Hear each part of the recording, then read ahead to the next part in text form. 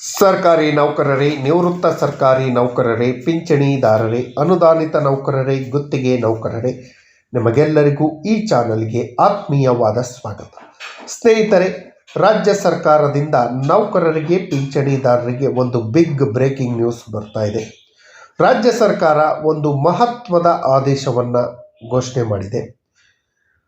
ನೌಕರರಿಗೆ ಹಾಗೂ ಪಿಂಚಣಿದಾರರಿಗೆ ಪ್ರೋತ್ಸಾಹ ಧನವನ್ನು ಘೋಷಣೆ ಮಾಡಿ ರಾಜ್ಯ ಸರ್ಕಾರ ಆದೇಶವನ್ನು ಹೊರಡಿಸಿದೆ ಅಂತಲೇ ಹೇಳ್ಬೋದು. ಸುಮಾರು 5 ಲಕ್ಷ ರೂಪಾಯಿವರೆಗೂ ಪ್ರೋತ್ಸಾಹ ಧನ ಸಿಗುವಂತಹ ಮಾಹಿತಿ ರಾಜ್ಯ ಸರ್ಕಾರದಿಂದ ನೌಕರರಿಗೆ ಹಾಗೂ ಪಿಂಚಣಿದಾರರಿಗೆ ಶಿವರಾತ್ರಿ ಹಬ್ಬದ ಬಂಪರ್ ಗಿಫ್ಟನ್ನು ರಾಜ್ಯ ಸರ್ಕಾರ ಘೋಷಣೆ ಮಾಡಿದೆ. ಈ ಗಿಫ್ಟು ಯಾವೆಲ್ಲ ನೌಕರರಿಗೆ ಸಿಗತ್ತೆ ಅನ್ನೋದ್ರ ಬಗ್ಗೆ ವಿವರವಾದ ಮಾಹಿತಿಯನ್ನು ತಮ್ಮ ಮುಂದೆ ಶೇರ್ ಮಾಡ್ತೀನಿ. ಈ ಮಾಹಿತಿಯನ್ನು ಶೇರ್ ಮಾಡೋದಕ್ಕಿಂತ ಮುಂಚಿತವಾಗಿ ಯಾರೆಲ್ಲ ಈ ಚಾನಲ್ಗೆ ಸಬ್ಸ್ಕ್ರೈಬ್ ಆಗಿಲ್ಲ, ದಯವಿಟ್ಟು ಕೆಳಗಡೆ ಕಾಣ್ತಾ ಇರೋಂಥ ಸಬ್ಸ್ಕ್ರೈಬ್ ಬಟನನ್ನು ಒತ್ತಿ, ಬೆಲ್ ಐಕನನ್ನು ಕ್ಲಿಕ್ ಮಾಡಿ, ಆಲ್ ಅಂತ ಮಾಡಿ. ನೀವು ಫೇಸ್ ಮಾಡ್ತಾ ಇರೋಂಥ ಎಲ್ಲ ಪ್ರಾಬ್ಲಮ್ಗಳನ್ನು ಲೀಗಲ್ ಆಗಿ ಸಾಲ್ವ್ ಮಾಡ್ಕೊಳ್ಳೋಕ್ಕಿರೋಂಥ ಉತ್ತಮ ವೇದಿಕೆ ಸರ್ಕಾರಿ ನೌಕರ ಮಿತ್ರ ಯೂಟ್ಯೂಬ್ ಚಾನಲ್. ಸ್ನೇಹಿತರೆ, ಕಂದಾಯ ಇಲಾಖೆಯಲ್ಲಿ ಕೆಲಸ ಮಾಡ್ತಾ ಇರೋಂತಹ ಗ್ರಾಮ ಸಹಾಯಕರಿಗೆ ರಾಜ್ಯ ಸರ್ಕಾರ ಒಂದು ಬಂಪರ್ ಗಿಫ್ಟನ್ನು ನೀಡಿದೆ ಅಂತಲೇ ಹೇಳ್ಬೋದು. ರಾಜ್ಯ ಸರ್ಕಾರ ಗ್ರಾಮ ಸಹಾಯಕರಿಗೆ 5 ಲಕ್ಷ ರೂಪಾಯಿಗಳ ಇಡಿಗಂಟನ್ನು ಸೌಲಭ್ಯವನ್ನು ಘೋಷಣೆ ಮಾಡಿದೆ. ಏನೇನು ಕಂಡೀಷನ್ ಇದೆ, ಯಾವಾಗ ಸಿಗತ್ತೆ ಅನ್ನೋದ್ರ ಬಗ್ಗೆ ಇಲ್ಲಿದೆ ವಿವರವಾದ ಮಾಹಿತಿ. ಕರ್ನಾಟಕ ಸರ್ಕಾರದ ನಡಾವಳಿಗಳು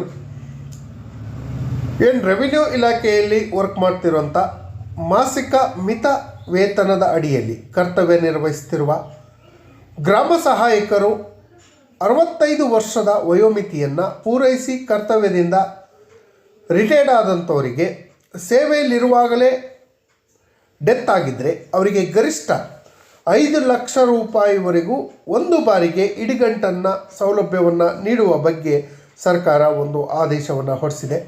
ಕರ್ನಾಟಕ ಗ್ರಾಮ ಕಚೇರಿಗಳ ರದ್ದತಿ ಕಾಯ್ದೆ 1961 ದಿನಾಂಕ 1/2/1963ರಿಂದ ಜಾರಿಗೆ ಬಂದಿದ್ದು, ಸದರಿ ಅಧಿನಿಯಮದಂತೆ ರೆವಿನ್ಯೂ ಇಲಾಖೆಯಲ್ಲಿ ವಂಶಪಾರಂಪರ್ಯವ ಮುಂದುವರೆದಿದ್ದ ಶಾನ್ಭೋಗ್ರು, ಪಟೇಲರು ಮುಂತಾದ ಕೆಳಹಂತದ ಗ್ರಾಮದ ಅಧಿಕಾರಿ ಹುದ್ದೆಗಳನ್ನು ರದ್ದುಪಡಿಸಿ ಆಡಳಿತಾತ್ಮಕ ಅನುಕೂಲಕ್ಕಾಗಿ ಗ್ರಾಮದ ಆಡಳಿತಾಧಿಕಾರಿಗಳಿಗೆ ಸಹಾಯ ಮಾಡಲು ಗ್ರಾಮ ಸಹಾಯಕರು ಹುದ್ದೆಗಳನ್ನು ತಾತ್ಕಾಲಿಕವಾಗಿ ಸೃಷ್ಟಿ ಮಾಡಿತ್ತು.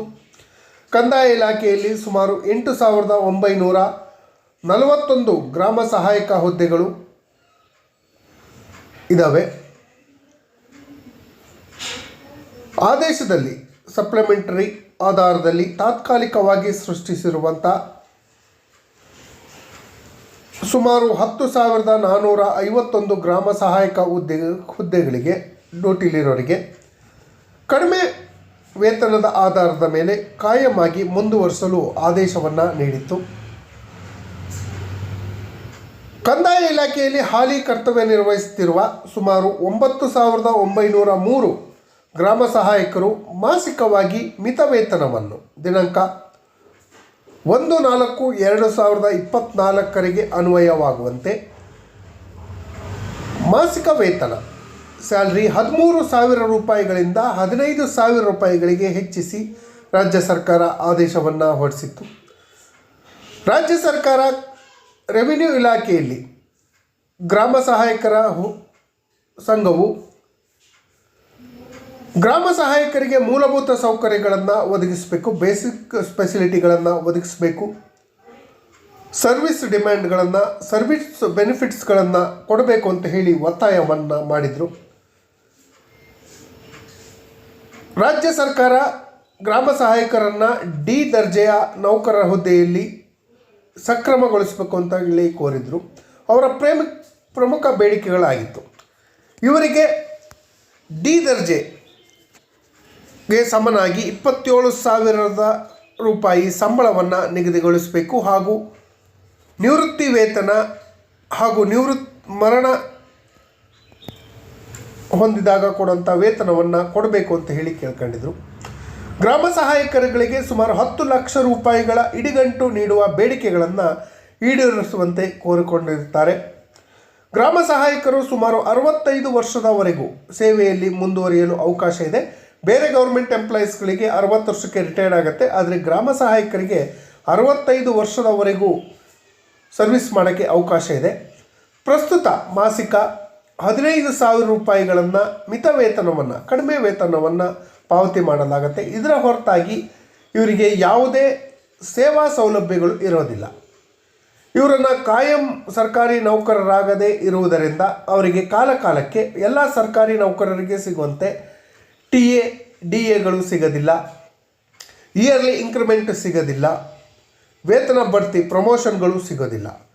ಇವುಗಳು ಯಾವುದೂ ಅವರಿಗೆ ಲಭ್ಯ ಇಲ್ಲದೇ ಇರೋದರಿಂದ ಗ್ರಾಮ ಸಹಾಯಕರು ತಮ್ಮ ಜೀವನೋಪಾಯಕ್ಕಾಗಿ ಜೀವನದ ಸಂಧ್ಯಾಕಾಲದಲ್ಲಿ ರಿಟೈರ್ಮೆಂಟ್ ಲೈಫನ್ನು ಗೌರವಯುತವಾಗಿ ನಿವೃತ್ತಿ ಜೀವನವನ್ನು ನಡೆಸಲು ಹಾಗೂ ಡೈಲಿ ಖರ್ಚುಗಳಿಗೆ, ಅಗತ್ಯ ಖರ್ಚುಗಳಿಗೆ, ಮಕ್ಕಳ ಶಿಕ್ಷಣ ಹಾಗೂ ವೃದ್ಧ ಪಾಲಕರ ನಿರ್ವಹಣೆಗೆ ಬರೆಸಲು ನಿವೃತ್ತಿಯ ನಂತರ ಮೃತರಾದ ಸಂದರ್ಭದಲ್ಲಿ 1 ಬಾರಿ 5 ಲಕ್ಷ ರೂಪಾಯಿ ಇಡಿಗಂಟನ್ನು ನೀಡಲು ದಿನಾಂಕ 25/9/2025 ಕರ್ನಾಟಕ ರಾಜ್ಯ ಸಚಿವ ಸಂಪುಟ ಕಾರ್ಯಸೂಚಿ ಸಂಖ್ಯೆ C-827/2025 ತೀರ್ಮಾನಿಸಿರುವ ಹಿನ್ನೆಲೆಯಲ್ಲಿ ಈ ಕೆಳಕಂಡ ಆದೇಶವನ್ನು ಮಾಡಿದೆ.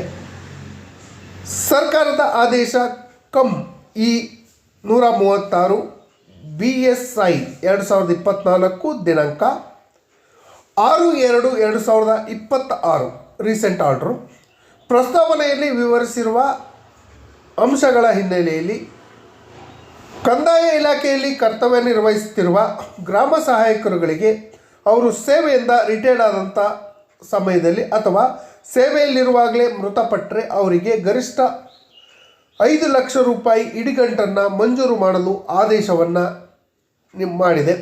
ಅದಕ್ಕೆ ಕೆಲವೊಂದು ಷರತ್ತುಗಳನ್ನು ವಿಧಿಸಿದೆ ಗೌರ್ಮೆಂಟು. ಇಡಿಗಂಟು ನೀಡಬೇಕಾದಂಥ ಅರ್ಹ ಪ್ರಕರಣಗಳಲ್ಲಿ ಒಂದು ವೇಳೆ ಗ್ರಾಮ ಸಹಾಯಕರು ಏನಾದರೂ ಮರಣ ಹೊಂದಿದರೆ ಗ್ರಾಮ ಸಹಾಯಕರ ಕಾನೂನುಬದ್ಧ ಅರ್ಹ ಫಲಾನುಭವಿಗಳಿಗೆ ಅಂದರೆ ಅವಲಂಬಿತರಿಗೆ ಇಡಿಗಂಟನ್ನು ಪಾವತಿಸತಕ್ಕದ್ದು. ಇಡಿಗಂಟು ನೀಡುವಂತಹ ಅರ್ಹ ಪ್ರಕರಣಗಳಲ್ಲಿ ಗ್ರಾಮ ಸಹಾಯಕರು ಅಥವಾ ಅರ್ಹ ಅವಲಂಬಿತರಿಗೆ ಇಡಿಗಂಟು ಸಲ್ಲಿಸಬೇಕಾದ ಅರ್ಜಿ ನಮೂನೆಗಳನ್ನು, ಸೇವಾ ದೃಢೀಕರಣ ಪತ್ರ, ಮರಣ ಪ್ರಮಾಣ ಪತ್ರ, ಇದಕ್ಕೆ ಸಂಬಂಧಿಸಿದ ದಾಖಲಾತಿಗಳನ್ನು ಪ್ರಸ್ತಾವನೆ ಸ್ವೀಕರಿಸಿ ಬೇಕಾದ ಕಾರ್ಯವಿಧಾನ ಕುರಿತು ಒಂದು ಸಮಗ್ರ ಸುತ್ತೋಲೆಯನ್ನು ಹೊರಡಿಸುವುದು ಅಂತ ಹೇಳಿ ಕೂಡ ಇದರಲ್ಲಿ ತಿಳಿಸಿದೆ. ಇಡಿಗಂಟು ನೀಡಬೇಕಾದಂತಹ ಅರ್ಹ ಪ್ರಸ್ತಾವನೆಗಳಿಗೆ ಸಂಬಂಧಪಟ್ಟ ಹಾಗೆ ಸಂಬಂಧಿಸಿದ ತಹಸೀಲ್ದಾರರವರು ಪರಿಶೀಲಿಸಿ ದೃಢೀಕರಿಸಿ ಆಯಾ ಜಿಲ್ಲಾಧಿಕಾರಿಗಳಿಗೆ ಸಲ್ಲಿಸಬೇಕು, DC ಅವರಿಗೆ ಸಲ್ಲಿಸಬೇಕು. ಜಿಲ್ಲಾಧಿಕಾರಿಗಳ ಹಂತದಲ್ಲಿ ಸ್ವೀಕೃತಿಗೊಂಡಂಥ ಪ್ರಸ್ತಾವನೆಗಳನ್ನು ಪರಿಶೀಲಿಸಿದ ನಂತರ ಅರ್ಹ ಪ್ರಸ್ತಾವನೆಗಳನ್ನು, ವ್ಯಾಲಿಡ್ ಪ್ರಪೋಸಲ್ಗಳನ್ನು ಇಡಿಗಂಟು ನೀಡುವ ಸಂಬಂಧ ಮಂಜೂರಾತಿ ಆದೇಶವನ್ನು ಹೊರಡಿಸತಕ್ಕದ್ದು ಅಂತ ಹೇಳಿ ತಿಳಿಸಿದೆ. ಈ ಆದೇಶವು 25/9/2025 ನಡೆದ ಸಚಿವ ಸಂಪುಟ ಕ್ಯಾಬಿನೆಟ್ ಮೀಟಿಂಗ್ನಲ್ಲಿ ಪ್ರಕರಣ ಸಂಖ್ಯೆ 827/2025 ಕೈಗೊಳ್ಳಲಾದ ನಿರ್ಣಯದಂತೆ ಹೊರಡಿಸಲಾಗಿದೆ ಅಂತ ಹೇಳಿ ರಾಜ್ಯಪಾಲರ ಆದೇಶದ ಅನುಸಾರ ಈ ಆದೇಶವನ್ನು ಹೊರಡಿಸಿದ್ದಾರೆ. ರಾಜೇಂದ್ರ ಕುಮಾರ್ ಕಟಾರಿಯಾ ಅವರು ಈ ಆದೇಶವನ್ನು ಹೊರಡಿಸಿದ್ದಾರೆ. ಸರ್ಕಾರದ ಅಪಾರ ಮುಖ್ಯ ಕಾರ್ಯದರ್ಶಿ ಕಂದಾಯ ಇಲಾಖೆ ಅವರು ಎಲ್ಲ ಡಿಪಾರ್ಟ್ಮೆಂಟ್ಗಳಿಗೂ ಇದ್ರ ಬಗ್ಗೆ ಮಾಹಿತಿಯನ್ನು ಹಂಚಿಕೊಂಡಿದ್ದಾರೆ. ಏನೇ ಆದರೂ ಕೂಡ ಗ್ರಾಮ ಸಹಾಯಕರಿಗೆ 5 ಲಕ್ಷ ರೂಪಾಯಿ ಇಡಿಗಂಟು ಕೊಡೋದು ಸ್ವಾಗತಾರ್ಹ, ಆದರೆ ಅದು ತುಂಬ ಕಡಿಮೆ ಆಯಿತು. ಅವರಿಗೆ ಯಾವುದೇ ಬೇಸಿಕ್ ಫೆಸಿಲಿಟಿಗಳು ಇಲ್ಲದೇ ಇರೋದ್ರಿಂದ ಅವರಿಗೆ ರಿಟೈರ್ಡ್ ಆದವರಿಗೆ ಕನಿಷ್ಠ ಒಂದು 10 ಲಕ್ಷ ರೂಪಾಯಿ ಆದರೂ ಕೊಡಬೇಕು. ಗ್ರಾಮ ಸಹಾಯಕರನ್ನು ಅರ್ಹತೆ ಆಧಾರದಲ್ಲಿ D ದರ್ಜೆ ನೌಕರರಾಗಿ ಪರಿಗಣಿಸಿ ಅವರಿಗೆ 27,000 ರೂಪಾಯಿ ಬೇಸಿಕ್ ಪೇಯನ್ನು ಕೊಡೋಂಥ ವ್ಯವಸ್ಥೆಯನ್ನು ಸರ್ಕಾರ ಮಾಡಬೇಕು.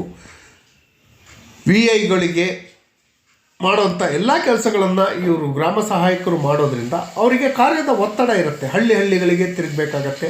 ಹಾಗಾಗಿ ದಯವಿಟ್ಟು ಗ್ರಾಮ ಸಹಾಯಕರ ಸಮಸ್ಯೆಗಳಿಗೆ ಸ್ಪಂದಿಸುವಂಥ ಕೆಲಸವನ್ನು ರಾಜ್ಯ ಸರ್ಕಾರ ಮಾಡಬೇಕು ಅಂತ ಹೇಳ್ತಾ ಈ ಮಾಹಿತಿ ನೋಡಿದ್ದಕ್ಕೆ